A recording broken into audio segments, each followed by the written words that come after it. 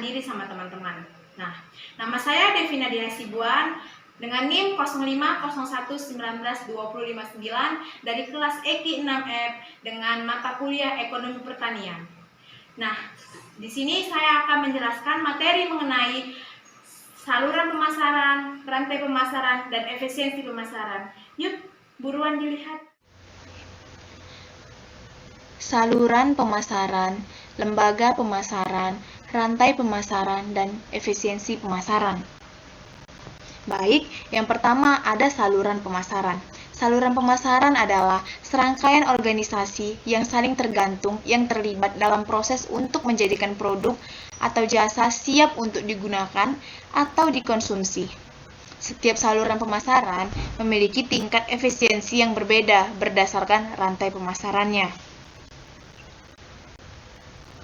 Nah, faktor yang mempengaruhi saluran pemasaran yang pertama ada sarana transportasi. Transportasi adalah kegiatan pemindahan atau pengiriman barang yang dilakukan baik melalui jalur darat, laut, maupun udara yang dilakukan oleh pihak tertentu dalam upaya untuk memenuhi permintaan pelanggan dan dalam upaya untuk meningkatkan penjualan barang.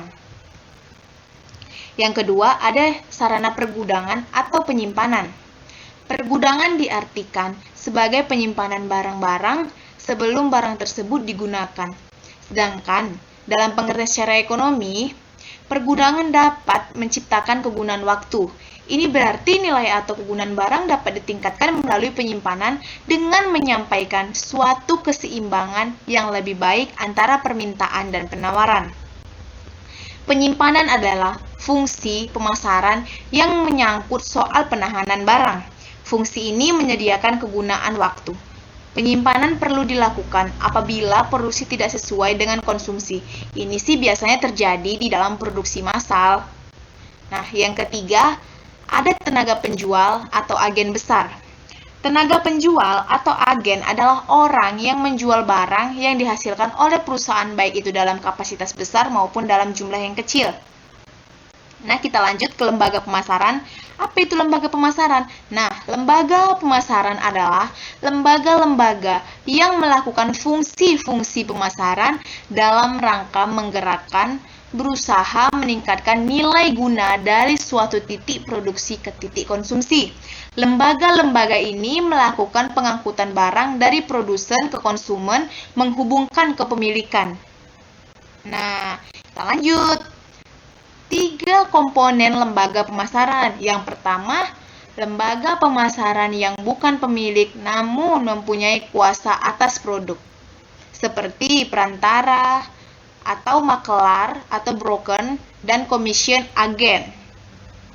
Nah, yang kedua ada lembaga pemasaran yang memiliki dan menguasai produk pertanian yang diperjualbelikan seperti pedagang pengumpul, grain millers, eksporter, dan importer.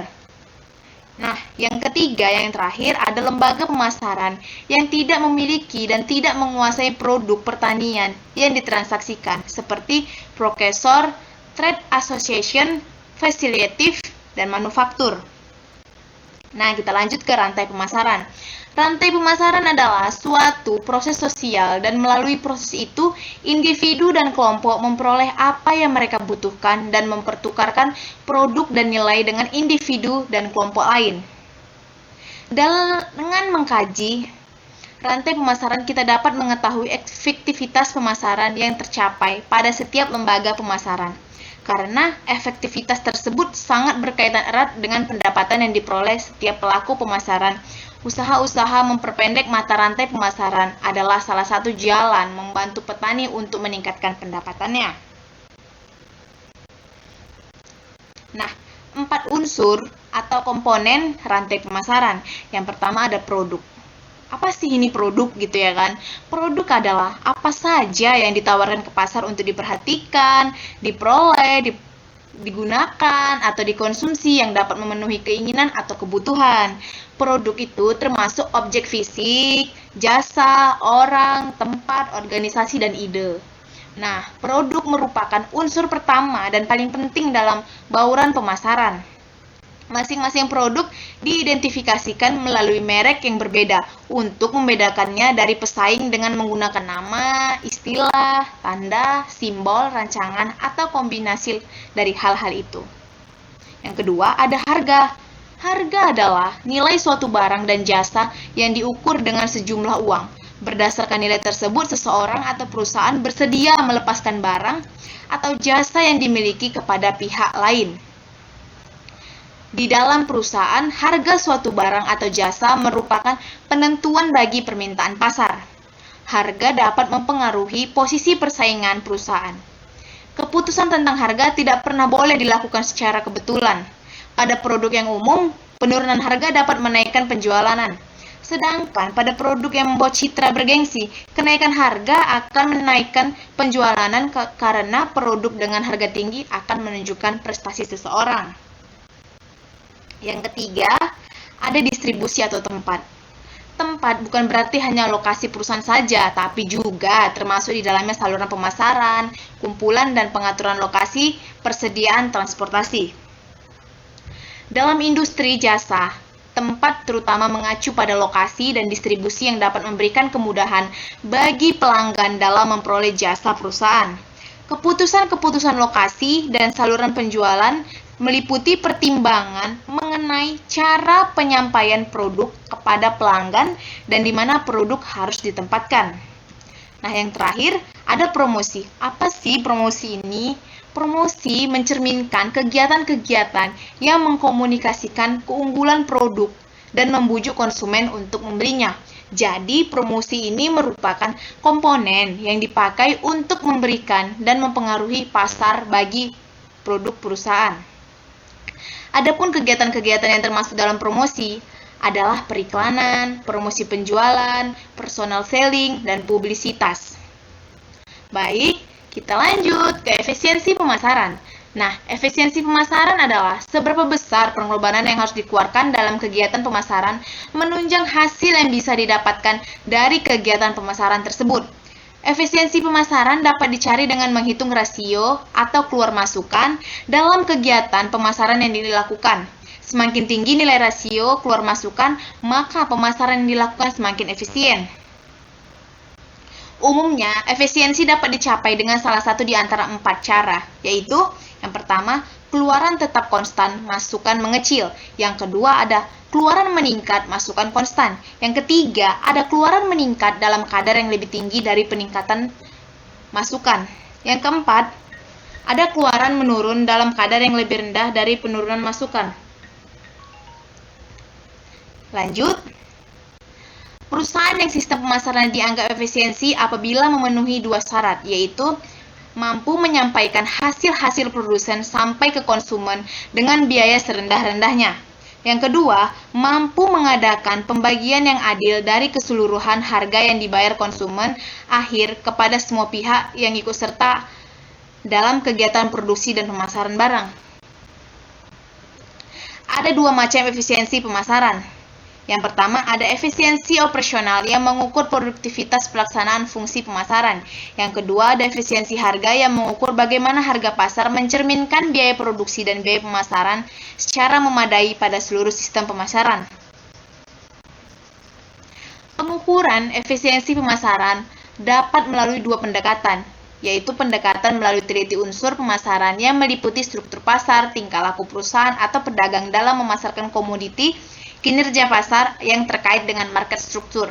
Yang kedua, pendekatan melalui analisis rantai pemasaran berdasarkan kriteria harga dan jasa-jasa yang diberikan. Baik, di sini saya mengambil studi kasus dari Jurnal Somasi atau Jurnal Sosial Humaniora Komunikasi yang berjudul Efisiensi Saluran Pemasaran Tandan Buah Kelapa Sawit Rakyat di Kecamatan Kampung Rakyat, Kabupaten Labuhan Batu Selatan. Nah, tujuan penelitian ini untuk mengetahui saluran pemasaran, biaya keuntungan serta margin pemasaran dan efisiensi saluran pemasaran tandan buah kelapa sawit di daerah penelitian. Penelitian ini dilakukan menggunakan metode kualitatif untuk menganalisis saluran pemasaran dengan cara mendeskripsikan saluran pemasaran dan metode kuantitatif untuk menganalisis biaya keuntungan, margin pemasaran, dan efisiensi sistem pemasaran. Lalu, hasil penelitian atau kesimpulan di sini menunjukkan bahwa terdapat dua pola saluran pemasaran yang ditemukan di Kecamatan Kampung Rakyat, Kabupaten Labuhan Batu Selatan. Yang pertama ada petani ke pedagang pengepul atau agen, lalu ke pedagang besar, lalu ke ram, dan lalu ke pabrik. Yang kedua ada petani ke pedagang besar, lalu ke ram, dan lalu ke pabrik. Biaya pemasaran yang dikeluarkan pada pola saluran pemasaran pertama sebesar 1.745 kg dan pola saluran pemasaran kedua sebesar 1.835 kg. Margin pemasaran yang diperoleh dari pola saluran pemasaran pertama sebesar 240 per kilogram dan pola saluran pemasaran kedua sebesar 130 per kilogram.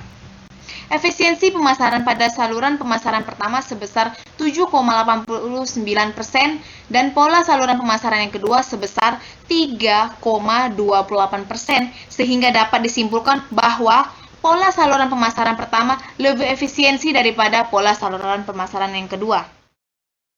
Baiklah teman-teman, mungkin itu saja yang bisa saya jelaskan dari materi yang sudah saya sampaikan tadi. Mungkin ada salah saya atau salah ucap saya mohon maaf. Saya sudahi dengan wabillahi taufiq wal hidayah. Assalamualaikum warahmatullahi wabarakatuh. I ain't here for the money, I ain't here for the fame. Though it might be nice.